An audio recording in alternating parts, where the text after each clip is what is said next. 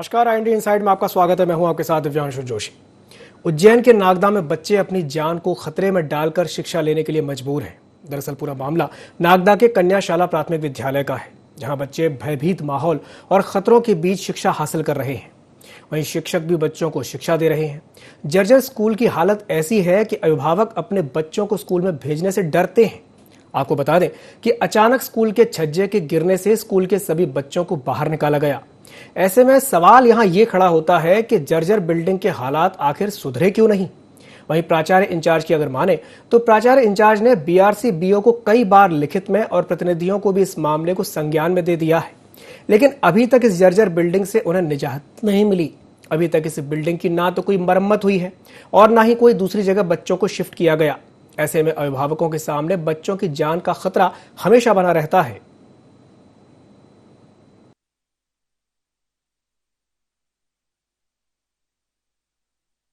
यहाँ पर आपके बच्चों की जल्दी स्कूल से छुट्टी कर दी गई है, क्या कारण है? वो सज्जा गिर गया ना स्कूल का, इसलिए जल्दी छुट्टी कर दी। अच्छा, जल्दी छुट्टी इसीलिए कर दी। आपका कौन सा बच्चा यहाँ पढ़ता है? वासुदेव। कौन सी क्लास में पढ़ता है? तीसरी में पढ़ता है। तो आपको डर लगा रहता है आपके बच्चे जब यहाँ पढ़ने आते लगता है ना, जब पानी आने सब गिरता मिलता है। तो आज यहाँ पर किस तरह से बच्चों की जल्दी छुट्टी हो गई? ये छज्जा गिरने का डर है यहाँ पे बच्चों को। छज्जा गिर गया? हाँ। आपका बच्चे कौन सी क्लास में पढ़ते हैं? चौथी में पढ़ती है गुड़िया तो। चौथे में। तो ये स्कूल किस तरह से बना हुआ, क्या हालत है स्कूल की? स्कूल की हालत तो बहुत खराब हो रही है। बहुत खराब हो रही है। आपको कहीं ना कहीं भय बना होता होगा कि आपके बच्चों को पढ़ाने के लिए भेजते हैं। बच्चे कहते हैं आके बोले पापा छज्जा गिर जाता है, कभी पानी बारिश हो रही है। अच्छा। मैडम वगैरह टीचर वगैरह भी आपको बताया होगा या फिर आपको बताते हैं? टीचर भी बताते हैं। और कन्याशाला में मैं 2015 से हूँ। इसके पहले भी ये जो छज्जा गिरा था यहाँ पर, और यहाँ जो एक बालिका पढ़ती थी उसके पैर में आज भी स्थिति है कि वो चल नहीं पाती बराबर। उसके बाद भी आज दिनांक तक इस विद्यालय पर किसी का भी ध्यान नहीं। प्राचार्य से लेकर के जन शिक्षक, यहाँ तक कि वर्तमान विधायक, भूतपूर्व विधायक और सांसद महोदय भी यहाँ आकर, SDM महोदय भी, सभी लोग यहाँ आकर देख के जा चुके हैं। एकदम से जैसे वो ऊपर से आवाज़ आई तो हम लोग एकदम तेजी से सारे टीचर्स भागे और बच्चों को सबको एक टीचर लेकर खड़ी हुई कि बच्चे बाहर मत निकलो। मैडम ने डराया उनको कि छत गिर गई है, तुम लोग बाहर मत निकलना। फिर एकदम से हम लोग चाबी लेके ऊपर गए और रूम खोलने में हमें भी डर लगा कि ऐसा नहीं हो कि हम रूम खोले तो कुछ और गिर जाए हमारे ऊपर भी। हम तो नीचे ऑफिस में काम कर रहे थे सब लोग, और यहाँ एकदम से धड़ाम से आवाज आई तो हम सब भगे और यहाँ के ताला खोल के हमने देखा, सभी दूर गिरा है ना कि हम नीचे बैठे थे ऑफिस में, हम लोग घबरा गए। पूरे बच्चों को मान लो अगर हम बच्चों के साथ यहाँ रहे तो क्या हो, इसीलिए हम तो उज्जैन के नागदा की ये डराने वाली तस्वीर जो इस वक्त आप अपनी स्क्रीन पर देख रहे हैं, जहां बच्चे डर के बीच पढ़ाई करने के लिए मजबूर हैं। और इसी खबर पर अधिक जानकारी के लिए हमारे साथ संवाददाता अशोक दायमा जुड़ गए हैं। अशोक से जानेंगे कि वहां पर इस वक्त क्या माहौल है। अशोक, आपसे जानना चाहेंगे कि ये जो पूरा मामला है नागदा का, जहां पर ये इस स्कूल में जो कन्याशाला प्राथमिक विद्यालय है, जहां पर बच्चे इस तरह से पढ़ने के लिए मजबूर हैं, तो आपने वहां पर जाकर के जायजा लिया, क्या कुछ देखा आपने वहां पर? जी, मैं आपको बता दूं, ये नागदा सेंट्रल जंक्शन का मामला है जो कि उज्जैन जिले का उप जिला माना जाता है। अगर उज्जैन जिले में अगर सबसे जिले के बाद अगर कोई तहसील आती तो नागदा जंक्शन आता है। और ये वह विद्यालय जहाँ प्राथमिक शाला है, ये कन्याशाला विद्यालय है। और यहाँ पर देखा जाए तो 136 करीब बच्चे यहाँ पर इस विद्यालय में शिक्षा लेते हैं। और ये उन अभिभावकों के बच्चे हैं जो एक दिहाड़ी मजदूरी करके, एक गरीब दिनचर्या गुजार के और अपने बच्चों के लिए कहीं ना कहीं बड़े स्वप्न देखकर वो शिक्षा उन्हें हासिल करने के लिए ऐसे विद्यालयों में भेजते हैं। उसी के साथ इस विद्यालय में जर्जर अवस्था में पूरी विद्यालय जर्जर हो चुका है। और इस विद्यालय में सिर्फ अब वो वाली कहावत बाकी है कि नाव लेके चल रहे हैं और उसमें एक छेद है, लेकिन बस इंतजार कर रहे हैं कि कब वो छेद में पानी भरने की स्थिति और नाव कब डूबे, अधिकारियों का ये इंतजार है। और इसमें विद्यालयों के अभिभावकों से और विद्यालय के जो छात्र छात्राओं से भी हमने बातचीत की और शिक्षिकाओं से भी बात की, तो उनका भी साफ इसी तरह से मानना है कि हम इस जर्जर अवस्था की बिल्डिंग में काफी समय से पढ़ा रहे हैं और हमें भी चिंता बच्चों की लगी रहती है। और साथ ही अभिभावकों को भी हमने कई बार हमें शिकायत करी, अभिभावकों ने भी, और इस तरह से हमारी ये स्थिति बनी। और लेकिन संज्ञान लेने वाला ना तो कोई प्रतिनिधि है ना ही कोई अधिकारी है। जी अशोक, इस विद्यालय के भवन को बने हुए कितना समय हो गया है? जी मैं आपको बता दूं जी कि ये काफी समय पुरानी जर्जर बिल्डिंग है और ये कई अरसों से बनी होगी और इस विद्यालय की बिल्डिंग में कई बार निरीक्षण भी हो चुका है। यहाँ तक कि माननीय सांसद महोदय भी एक आयोजन कार्यक्रम में इस विद्यालय चौराहे पे पहुंचे थे, जहाँ पर उन्होंने एसडीएम महोदय और सबके साथ आश्वस्त किया था कि बहुत जल्दी इस बिल्डिंग को डिसमेंटल करके और नवीन यहाँ पर बिल्डिंग बनाई जाएगी। लेकिन इस विद्यालय में ना तो कोई मतलब इसमें पुरानी ये बिल्डिंग है, ना तो कोई दूसरी व्यवस्था की गई है और ना ही इस बिल्डिंग के लिए कोई दूसरा एक वैकल्पिक रूप चुना गया है। जी, तो अभी तक कोई वैकल्पिक व्यवस्था क्यों नहीं की गई है? जी, दिवस में विशेष देखा जाए तो इसमें वैकल्पिक बिल्डिंग का अंधेरी नगरी चौपट राजा वाली बात है, क्योंकि इसमें संज्ञान लेना एक अलग बात है। अधिकारियों का एक सवाल जवाब देता है कि आपके द्वारा संज्ञान लिया गया, और हम जैसे जब लोग वहां पहुंचते हैं और ऐसी घटनाएं हो जाती है तो उस घटना के बाद पता चलता है कि संज्ञान में मामला है या फिर इसमें औपचारिकता रूप से कार्रवाई की जा रही है।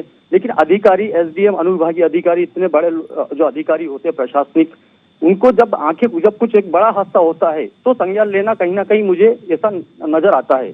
जी जी जी। तो अशोक, क्या ये कहा जाए कि प्रशासनिक उदासीनता यहाँ देखने को मिल रही है? जी बिल्कुल, देखा जाए तो नागदा खाचरोद के ऐसे विकास खंड में से कई विद्यालय हैं जहाँ पर ऐसी घटनाएं होती है तो ही नजर आता है। बाकी ऐसे कई विद्यालय हैं जहाँ पर हमने समय समय पर ऐसी खबरों को उजागर किया है, और ऐसे उदासीनता वाला रवैया जब हम बताते हैं तो ही कहीं ना कहीं उसमें सुधार आ सकता है। फिर हमारी कुछ प्रयास या प्रयत्न से इस तरह से संज्ञान में मामला लिया जाता है। जी दिव्या। अशोक, वहाँ पे जो जनप्रतिनिधि हैं उनका क्या कहना है इस बारे में?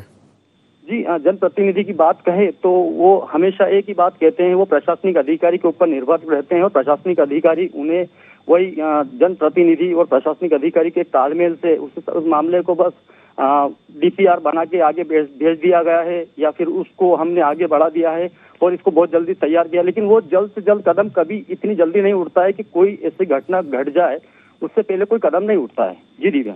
तो उनका कहना यह है कि डीपीआर को बना करके आगे भेज दिया गया है, ऐसा? जी जी जी जी। और डीपीआर को भेजे हुए कितना समय हो गया है?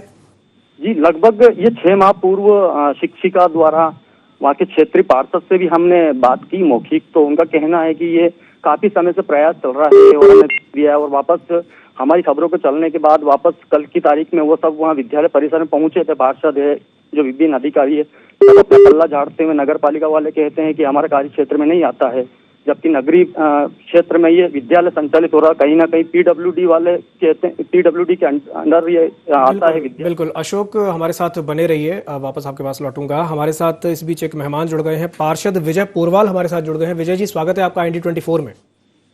जी विजय जी, आपके क्षेत्र का एक मामला है जहां पर बच्चे डर के बीच में पढ़ने के लिए मजबूर हैं, क्या कहेंगे इस बारे में?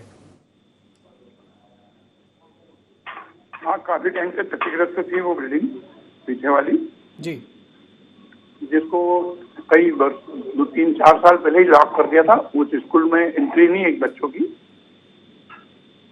जी, उन कमरों में जिनकी छत गिरी थी ना, जी जी, उन कमरों में एंट्री नहीं है बच्चों की 3-4 साल से।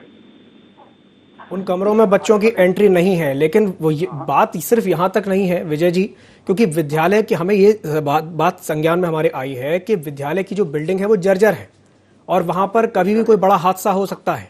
तो क्या हम किसी बड़े हादसे का इंतजार कर रहे हैं कि कोई हादसा हो उसके बाद कोई ठोस कदम उठाया जाए? नहीं, अपनी कर रहे हैं। कल लिखा पढ़ी हुई, कल बैठक भी हुई थी और सभी शिक्षकों ने भी उसमें अपनी अपनी राय रखी है। प्रिंसिपल मैडम भी आई थी और एक प्रस्ताव बना के और एसडीएम को आज देने जा रहे हैं ये लोग, स्कूल का स्टाफ। जी विजय जी, क्या आपने वहां जाकर के खुद निरीक्षण किया? आपने देखा कि वहां क्या स्थिति है? जी जी, कल मीटिंग में भी उपलब्ध था मैं जी। और मेरे को तो मेरे संज्ञान में तो कभी से ये बरसों से, और मैं भी कई बार इसकी शिकायत नगर पालिका में और अधिकारियों को सर्वे भी करवा चुका हूँ कि ये बिल्कुल गिरेगी। जब इसीलिए वो लॉक हुई थी, मैंने कह दिया था यहाँ गिरने जैसी हो रही है, इसमें बच्चों को नहीं बिठाना अपने को। तो आपके संज्ञान में अगर ये बात काफी पहले से थी तो आपने अब तक कोई ठोस कदम क्यों नहीं उठाया? ठोस कदम क्या, अपन तो नगर पालिका के भरोसे ही थे, नगर पालिका करेगी, लेकिन ये तो बाद में मालूम पड़ा कि आपसे कुछ उलझन में भी है। पीडब्ल्यूडी की बिल्डिंग है और नगर पालिका को हैंड ओवर होना चाहिए, ऐसा कुछ प्रॉब्लम भी था। तो मैंने क्या, देखो जो भी हो, अभी एसडीएम साहब उसको जर्जर घोषित कर दे और उसके बाद उसको डिसमेंटल करके और बनवाने की कोशिश कर दे। जब तक ये स्कूल यहाँ से पुरानी नगर पालिका के आगे एक स्कूल चल रहा है, वहाँ जगह भी है, उसमें संचालित कर दिया जाए। तो विजय जी, आप ये कहना चाहते हैं कि पीडब्ल्यूडी विभाग और नगर पालिका के बीच में कुछ अड़चने आ रही हैं जिसकी वजह से नहीं हो पा रहा है? अब ऐसे पेपर्स किसी के पास है नहीं कि किसके अंडर हैंड ओवर है ये बिल्डिंग, जी किसके अंडर में होना चाहिए। तो बनाई पीडब्ल्यूडी ने थी, ये तो तय हो गया कल वहाँ मीटिंग में जी पीडब्ल्यूडी ने बनाई। जी विजय जी हमारे साथ बने रहिए। इसी बीच हमारे साथ एक और मेहमान जुड़ गए, हमारे साथ प्रणव द्विवेदी जुड़ गए हैं जो कि बीआरसी हैं। प्रणव जी स्वागत है आपका ND24 में। जी नमस्कार। प्रणव जी आज जिस विषय पर हम चर्चा कर रहे हैं उज्जैन जिले के नागदा का ये मामला है, जहां पर कन्या शाला प्राथमिक विद्यालय में जो बच्चे हैं वो डर के माहौल के बीच में पढ़ाई करने को मजबूर है, क्या कहेंगे इस पर? उसको शिफ्ट करने की कार्यवाही कर दी है हमने, और वो स्कूल जो है उस बिल्डिंग को जर्जर घोषित किया गया है और हमने स्कूल को शिफ्ट कर रहे हैं हम दूसरे बिल्डिंग में। अगर जर्जर घोषित किया हुआ है तो फिर वहाँ पढ़ाई हो कैसे रही है? नहीं, जो पीछे कमरे थे वो तो बंद ही करवा दिए थे, लेकिन वर्तमान में जो है हमने दूसरी जगह शिफ्ट करने का निर्णय ले लिया है, उसको शिफ्ट कर दिया गया। तो कब तक शिफ्ट कर दिया जाएगा? कल से दूसरी बिल्डिंग में लगेगा। कल से दूसरी बिल्डिंग में लगेगा? जी हाँ। ये जो मामला है ये पिछले 6 महीने से लंबित है, काफी समय से इस तरह की शिकायतें आ रही हैं और आप कह रहे हैं कि कल से दूसरी बिल्डिंग में शिफ्ट कर दिया जाएगा। हमारी तरफ से पूरी कार्यवाही जो है कर दी गई थी जी। पीडब्ल्यूडी को निर्णय लेना था उसमें जी, क्योंकि बिल्डिंग उन्हीं की है। बिल्डिंग पीडब्ल्यूडी की, आपका कहना है कि बिल्डिंग पीडब्ल्यूडी की बनाई हुई है? जी हाँ, जी हाँ। और कल से दूसरी बिल्डिंग में शिफ्ट कर दिया जाएगा। आपने वहां जाकर के एक बार देखा, निरीक्षण किया कि क्या स्थिति है? कई बार गया हूँ मैं। जी जी। तो वहां जाकर के देखने पर आपने क्या महसूस किया, क्या आपने देखा वहां पर? एक तो बच्चों की सेफ्टी के हिसाब से हमने एक दो कमरे जो ठीक ठाक थे उनमें हमने अभी तक लगवाया है जी, लेकिन कल की घटना के घटना के बाद में इसको शिफ्ट कर रहे हैं, है ना?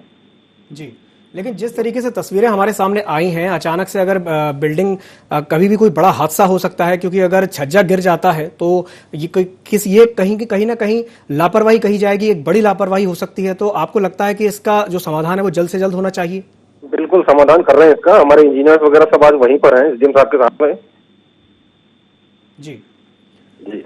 प्रणव जी हमारे साथ जुड़ने के लिए बहुत बहुत धन्यवाद। हमारे साथ अशोक जुड़े हुए हैं, संवाददाता। अशोक, अभी हमारी बात प्रणव जी से हुई है जो कि बीआरसी हैं। उनका कहना यह है कि कल से ही बिल्डिंग को शिफ्ट किया जा रहा है, क्या कहेंगे इस पर? ये दिवस बराबर है। ये मामले से कहीं हमने इतने कार्य अनुभव के साथ पूर्व में भी हमने ऐसा महसूस किया है और पूर्व में भी देखा है। कहीं ना कहीं एक अच्छी गतिविधि हमारे द्वारा या अच्छा प्रयास रहता है तो शिफ्ट करने की बात आई जाती है। इससे पूर्व में भी हमने कई ऐसे विद्यालय संचालित जो सड़कों पे लग रहे थे, ऐसे कोई हमने खबरों का उठाया तो उस तरह से वो निर्णायक स्थिति में अधिकारी आता है। लेकिन ये नींद कुंभकर्ण की पहले नहीं उठती है, ये हमारा संज्ञान लेने के बाद। और ऐसी स्थिति में अगर बात कर रहे तो हम बराबर कल से अगर शिफ्ट किया जाता तो ऐसी बिल्डिंग का भी हम निरीक्षण करेंगे और ऐसी मजबूत जो शिक्षा की नींव है उसकी भी हम बराबर औचक निरीक्षण करके हम उसका भी कवरेज करेंगे। जी दिव्यांश जी। और ये जो समस्या है ये काफी लंबे समय से है, ऐसा कहा जा रहा है कि पिछले लंबे समय से समस्या बरकरार है, तो कितनी जल्दी इसका समाधान हो पाएगा? जी, कहीं ना कहीं देखा जाए तो ऐसी स्थितियों में लगभग ये 1 वर्ष 2 वर्ष का कार्यकाल हम मान सकते हैं, क्योंकि ये शासकीय कार्य होते हैं। कहीं ना कहीं पीडब्ल्यूडी का जब ये बात कर रहे हैं तो पीडब्ल्यूडी को संज्ञान में देंगे, पीडब्ल्यूडी उसका निरीक्षण करवाई, फिर डिसमेंटल होगी, उसके बाद 1 से 2 वर्ष का इतना कार्यकाल तो ये लगा ही देंगे। जिस तरह से कार्यशैली एक शासकीय कार्य होता है उसकी कार्यशैली इतनी मजबूत नहीं होती कि त्वरित वो 2-3 महीने में इस बिल्डिंग को बना दे। इसमें लगभग एक लंबा समय लगने की एक जरूरत होती है और ऐसे कार्य में एक शासकीय जो कार्य की जो एक फाइल होती है उसे बढ़ाने में या फिर इस तरह से अधिकारियों को संज्ञान लेने में कहीं ना कहीं 1 से 2 वर्ष लग जाते हैं। जी दिव्यांग, यानी 1 से 2 वर्ष का समय लग सकता है इसमें। और क्या कोई फंडिंग की समस्या आ रही है? क्या फंड को लेकर के कोई समस्या है? जी, लगभग मामला ये है कि इसमें फंडिंग की समस्या, अगर एक शिक्षा विभाग की जो फंडिंग होती है, शिक्षा विभाग का भी कहीं ना कहीं फंडिंग का मामला ऐसे सामने आता है कि कहीं ना कहीं कोरोना काल से शिक्षा विभाग भी कहीं ना कहीं त्रस्त है फंडिंग। उसके बाद जब विभागीय अगर शिक्षा विभाग के अंतर्गत या इनका कोई ऐसा डिपार्टमेंट हो जिसमें ये खुद बिल्डिंग निर्माण कर ले तो इतनी बड़ी समस्या से इन्हें जूझना नहीं पड़ेगा। ये पीडब्ल्यूडी के सहारे अब चले गए। पीडब्ल्यूडी में कहीं ना कहीं फंडिंग की इस प्रतिक्रिया को हम अपडेट करके और बराबर हम बताएंगे। जी दिया, पीडब्ल्यूडी के जो अधिकारी हैं उनका क्या कहना है? जी, पीडब्ल्यूडी के अधिकारियों को हमारे नागदा में एक बिल्डिंग अभी कार्य चल रहा है पीडब्ल्यूडी PIU का, जो कि विशेष रूप से सिविल हॉस्पिटल का कार्य है। उसमें कहीं ना कहीं जब वो आज से लगभग 1 से 1.5 वर्ष पूर्व उसका निरीक्षण हो गया था, उसके बाद उसका पूरा नक्शा बन गया था। जब 1.5 वर्ष में सिर्फ वो हॉस्पिटल को डिसमेंटल किया है तो 1.5 वर्ष तो उसे डिसमेंटल में लग गया। तो पीडब्ल्यूडी का भी यही कहना है कि हाँ हमारे संज्ञान में है और हम इसे जल्दी डिसमेंटल करवा के उसको बनवाएंगे। जी दिया। और छात्रों के जो अभिभावक हैं उनका क्या कहना है इस बारे में? अभिभावकों का तो एक अभिभावक अपने बच्चों को भविष्य गढ़ने के लिए, भविष्य बनाने के लिए ऐसे स्कूलों में, या चाहे वो शासकीय हो, अर्धशासकीय हो, ऐसे विद्यालयों में अपने बच्चों को वो शिक्षित बनाने के लिए भेजता है। अभिभावक भयभीत होकर ऐसे विद्यालयों में नहीं भेजता। तो अभिभावकों का यही मानना है कि कहीं ना कहीं हमें इस बिल्डिंग से निजात मिले और इस अच्छी नई बिल्डिंग में हमारे बच्चे अपने भविष्य को गढ़े और यहाँ पर अच्छी शिक्षा प्राप्त करें, बस हमें ये चाहिए। यानी अभिभावकों का कहना यह है कि कहीं ना कहीं जो बच्चों की सुरक्षा है वो प्राथमिकता होनी चाहिए, बच्चों की सुरक्षा प्राथमिकता होनी चाहिए। इस समय बच्चों की जान का खतरा बना हुआ है क्योंकि बिल्डिंग की जो हालत है वो बहुत ज़्यादा जर्जर है। अच्छा, आपसे ये भी जानना चाहेंगे कि वहाँ के जो स्थानीय विधायक हैं उनका क्या कहना है? स्थानीय विधायक यहाँ पर दिलीप सिंह जी गुजर है जो कांग्रेस के हैं, और वर्तमान में वो इस चर्चा हमने फोन से उनसे चर्चा की थी, दूरभाष संपर्क हो चुका था। दूरभाष संपर्क के बाद उन्होंने अधिकारियों को अवगत कराने, संज्ञान देने की बात कही है। और कहीं ना कहीं वर्तमान विधायक भी कांग्रेस के हैं यहाँ पर, और वो भी कार्यशैली, इस कार्य की गतिविधियों को लेकर उन्होंने भी हमसे यही बात की कि मैं तुरंत इस पे अधिकारियों को संज्ञान में देने का काम करूंगा और तुरंत इस पे काम करवाऊंगा। जी दिव्यांग। तो अभी तक काम शुरू नहीं हो पाया ऐसा? जी, अभी तक काम शुरू नहीं हुआ, अभी तक वो क्लास शिफ्टिंग नहीं हुई है। अब आपके सामने अभी माननीय बीआरसी महोदय प्रणव द्विवेदी जी ने कहा है कि कल से बच्चों को वहाँ शिफ्ट करेंगे, फिर बच्चों को शिफ्ट करने के बाद इस कार्य को अंजाम दिया जाएगा, फिर उसको डिसमेंटल किया जाएगा। तो ये लंबी एक प्रोसेस होती है, एक लंबी मतलब कार्य गतिविधि होती है इनकी, जो एक लंबे समय गुजार देगी इस नई बिल्डिंग को निर्माण होने में। अभी ये बात भी बीच में हमारे सामने आई कि ये जो मामला है ये कहीं ना कहीं नगर पालिका और पीडब्ल्यूडी के बीच में फंस गया है, क्या ऐसा भी है? जी बिल्कुल है। यहाँ के जो क्षेत्रीय वार्ड पार्षद थे विजय पोरवाल जी, जो भारतीय जनता पार्टी के पार्षद है, और यहाँ पर जब एक पार्षद प्रतिनिधि जो क्षेत्र की जनता उसे भरोसा करती है, चाहे वो शिक्षा विभाग से रिलेटेड हो या फिर किसी भी एक नगर के हित में, जो उसके वार्ड के अंतर्गत किसी भी हित में जनता उसके पास जाती है, वार्ड का पार्षद इस चीज पे सहमत होने के बाद। अशोक, हमारे साथ बने रहिए। इसी बीच हमारे साथ एक और मेहमान जुड़ गए हैं, सीएम अतुल हमारे साथ जुड़ गए हैं, जो कि मंडल अध्यक्ष हैं बीजेपी नागदा के। अतुल जी, स्वागत है आपका ID24 में। अतुल जी, क्या आप मेरी आवाज सुन पा रहे हैं? जी, मैं आवाज आ रही सर। नमस्कार आप। जी अतुल जी, ये जो आपके क्षेत्र का मामला है, यहाँ पर ये देखने में आया है कि जो बच्चे हैं वो बहुत ही ज्यादा डर के माहौल के बीच में पढ़ने को मजबूर हैं, बिल्डिंग की हालत जर्जर है, क्या कहेंगे इस पर? सर, वो जो घटना हुई है उसके तत्कालीन एसडीएम साहब को बोला है, वो पूरा मामला दिखवा रहे हैं, और उस बिल्डिंग को लेकर शिक्षिकाओं ने और वहाँ के प्राचार्य ने एसडीएम को और बीओ जो है उनको पहले भी पत्र लिखा है। तो मैंने आज ही माननीय सांसद जी को भी अवगत कराने का प्रयास किया था सुबह, पर चूंकि वो संसद में है शायद, इसलिए मोबाइल बंद आ रहा है उनका। इस पे तत्परता से हम लोग काम कर रहे हैं, उसका निराकरण कराएंगे और बच्चों को भय के वातावरण में रहने नहीं दिया जाएगा। स्वस्थ वातावरण में उनका शिक्षा हो, इसका प्रयास हमारा है। जी अतुल जी, आपको क्या लगता है कि क्या ये प्रशासनिक उदासीनता का परिणाम है कि इस तरह की जो समस्या है वो लंबे समय से बरकरार है? इसमें कुछ अधिकारी यदि लापरवाही कर रहे हैं तो उन पर कार्रवाई कराने की भी हम मांग करेंगे, क्योंकि लगातार वहाँ की जो शिक्षिकाएं हैं और जो प्राचार्य हैं वो तो अवगत करा रहे हैं, तो पूर्व में भी उन्होंने हमको अवगत कराया था। तो हमने बीओ से वर्बली, मैं खुद व्यक्तिगत मिल के आया था। तात्कालिक बीओ साहब वो आजकल तो ट्रांसफर हो गया उनका, वो निकल गए यहाँ से। अब वो मैं भी मानता हूँ कि थोड़ी सी ढील कहीं हुई होगी, लेकिन इसको कोई लापरवाही नहीं करेंगे अब आगे से, और तत्काल इसको निराकरण कराने का पूरा प्रयास है हमारा। जी, तो कहीं ना कहीं आप ये मानते हैं कि जो लापरवाह अधिकारी हैं उन पर कार्रवाई होनी चाहिए? बिल्कुल होनी चाहिए। अगर ऐसे अधिकारी लापरवाही करेंगे तो कैसे चलेगा काम? शिक्षा का क्षेत्र तो स्वस्थ वातावरण और सुरक्षित वातावरण में होना चाहिए। अगर बच्चे सुरक्षित नहीं रहेंगे तो शिक्षा उनको मिलेगी कैसे? जी अतुल जी, कहीं ना कहीं आप ये बात मानते हैं कि जो बच्चे हैं अगर ऐसी स्थिति में पढ़ने के लिए मजबूर हैं तो ये उनकी जान के साथ खिलवाड़ हो रहा है। अगर कभी कोई बड़ा हादसा होता है तो कोई बड़ी हानि भी हो सकती है यहाँ पर। हमारी जिम्मेदारी है, और ये मानता हूं मैं कि इसके लिए गवर्नमेंट को भी और अधिकारियों को भी तत्काल कोई न कोई प्रभाव से स्टेप लेना चाहिए, तो इस मामले का निराकरण कराना चाहिए। जी अतुल जी, मैं आपसे ये भी जानना चाहूंगा, क्योंकि सरकार आपकी है, आप सरकार में हैं, और ऐसे में आपने अभी तक क्या वो ठोस कदम उठाया इस स्थिति को बदलने के लिए? सर, मैंने मेरे वरिष्ठ नेताओं को बात बताई है जी, और माननीय सांसद जी के माध्यम से इस मामले का निराकरण कराएंगे। क्योंकि क्षेत्र में कांग्रेस के विधायक है तो स्वाभाविक सी बात है उनको खुद को भी अगवानी करना चाहिए, पर अभी तक उन्होंने इसके बारे में कोई अगवानी की नहीं है। मैं माननीय सांसद जी के माध्यम से इसको प्रयास कर रहा हूँ कि तत्काल निराकरण हो, ये मेरा प्रयास है। जी, विधायक कांग्रेस के हैं, लेकिन चूंकि सरकार आपकी है तो कहीं ना कहीं आपकी एक जिम्मेदारी बनती है कि आप इस जिम्मेदारी को समझें और इस समस्या का निराकरण कराएं। जी जी, मेरी जिम्मेदारी बनती है जी, कि शहर का अध्यक्ष हूँ मैं, तो मैं मेरे वरिष्ठ नेताओं से लगातार संपर्क में, और माननीय सांसद जी से भी मैं संपर्क आज साधने का मैंने प्रयास किया, लेकिन चूंकि मोबाइल बंद है उनका, वो दिल्ली है अभी माननीय सांसद जी, तो आज बात करके इसका निराकरण कराऊंगा। और आपके जो प्रेस के हमारे साथी हैं अशोक दाइमा जी, मैं उनको खबर भी करूंगा कि मेरी क्या बात हुई है माननीय सांसद जी। जी अतुल जी, हमारे साथ जुड़ने के लिए बहुत बहुत धन्यवाद। तो इसी बीच में हमारे साथ अशोक जुड़े हुए हैं, संवाददाता नागदा से। अशोक, अभी अभी हमारी बात अतुल जी से हुई है और उनका कहना है कि जल्द से जल्द इस समस्या का निराकरण किया जाएगा। क्या लगता है आपको कि जल्दी इसका निराकरण हो पाएगा?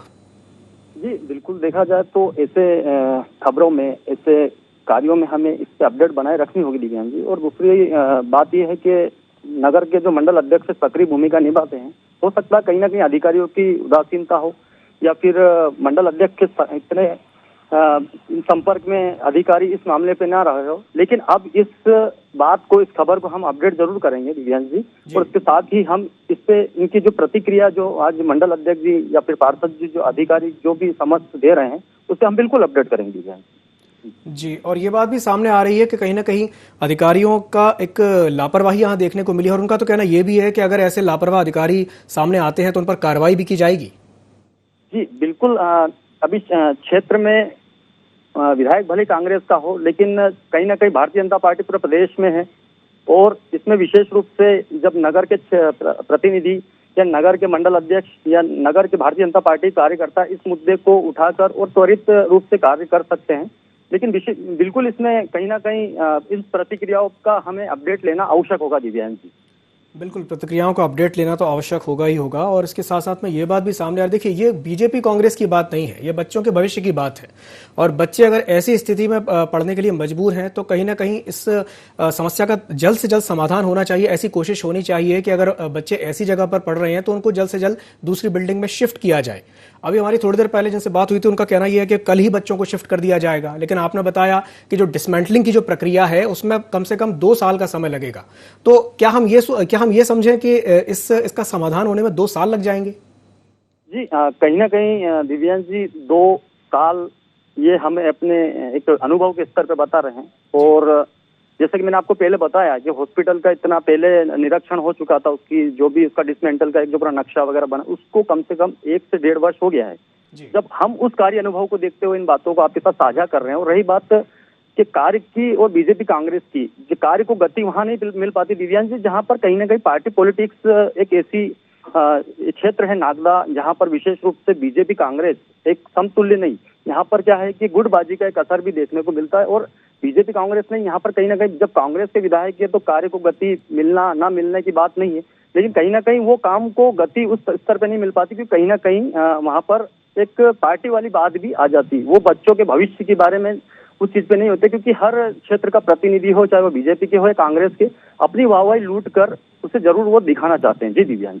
तो अशोक, आपके कहने का मतलब यह है कि सिर्फ प्रशासनिक लापरवाही ही जिम्मेदार नहीं है, राजनीति भी यहाँ पर इस पूरे मामले में देखने को मिल रही है और गुटबाजी भी यहाँ देखने को मिल रही है, जिसकी वजह से ये समस्या जो है इसका समाधान नहीं हो पा रहा है। जी दिव्यांश जी, बिल्कुल ये ऐसे कई कार्य हैं जो यहाँ नगर के विकास में कहीं ना कहीं हमारे जो नागदा खाचरोद के जो विधायक है, दोनों एक दिलीप शेखावत जी, एक दिलीप गुजर जी, कई बार क्षेत्र की जनता को ऐसे शिक्षा स्तर की बिल्डिंग का काम हो, या फिर वो किसी भी जन स्वास्थ्य की बिल्डिंग का काम हो, या किसी भी पेयजल या समस्त जितने भी, आज भी जनता को ये समझ में नहीं आता कि कार्य किसने पूर्ण करवाया है, क्योंकि कहीं ना कहीं दोनों अपनी अपनी वाहवाही के एक प्रिंट मीडिया के माध्यम से, इलेक्ट्रॉनिक मीडिया, जनता आज भी समझ नहीं पाती। तो इसी तरह से कार्य को गति नहीं मिल पाती है।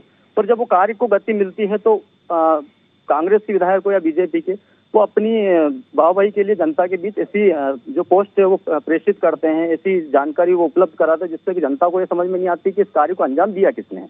जी अशोक, मैं आपसे ये भी जानना चाहूंगा कि क्या केवल इसी स्कूल में ऐसी समस्या है या जो बाकी के स्कूल हैं वहां पे भी इस तरह की समस्याएं हैं? जी लगभग मैं दिव्यांश जी आपको एक बात बताना चाहूंगा कि जहां तक हमारी नजरें जाती हैं, जहां तक चाहे वो ग्रामीण अंचल हो या शहर हो, हम ऐसे विद्यालयों पे बराबर नजर बनाए रखते हैं, चाहे वो पंचायत के अंतर्गत आता हो या फिर नगरीय निकाय के अंदर आता हो, ऐसे विद्यालय और भी है, लेकिन वहाँ पर जहाँ तक अभी स्थिति लगभग जिन जिन विद्यालयों की ऐसी है उनमें हमने बराबर अपडेट किया है और करते रहेंगे। अभी ऐसे भी कई विद्यालय है जहाँ पर हम ग्रामीण अंचल में भी है, लेकिन उसमें हमारी खबरों के बाद भी सुधार आया है। इससे पूर्व में भी कई ऐसे विद्यालय थे जो सड़कों पे लग रहे थे, वो शासकीय बिल्डिंग भी हमने दिलाने का और उसके बाद उन खबरों के माध्यम से ऐसी खबरों को हमने उठा के जनता के बीच उसे लाए। ऐसे कई विद्यालय और भी हो सकता है जैसे अभी बाकी हो। जी अशोक, तमाम जानकारी साझा करने के लिए धन्यवाद और सभी मेहमानों का जुड़ने के लिए धन्यवाद। तो आज जिस विषय पर हमने चर्चा की है, उज्जैन जिले के नागदा का ये जो स्कूल है, कन्या शासकीय माध्यमिक विद्यालय, यहाँ पर ये देखने में आया है कि बिल्डिंग जर्जर हालत में है और बच्चे डर के माहौल में पढ़ने के लिए मजबूर हैं। और ऐसे कई विद्यालय हैं, ऐसे कई स्कूल हैं जहाँ पर बिल्डिंग ही नहीं है और बच्चे पेड़ के नीचे पढ़ाई करने के लिए मजबूर हैं। तो IND इनसाइड में फिलहाल के लिए इतना ही। आप बने रहिए IND 24 के साथ। मुझे दीजिए इजाजत। नमस्कार।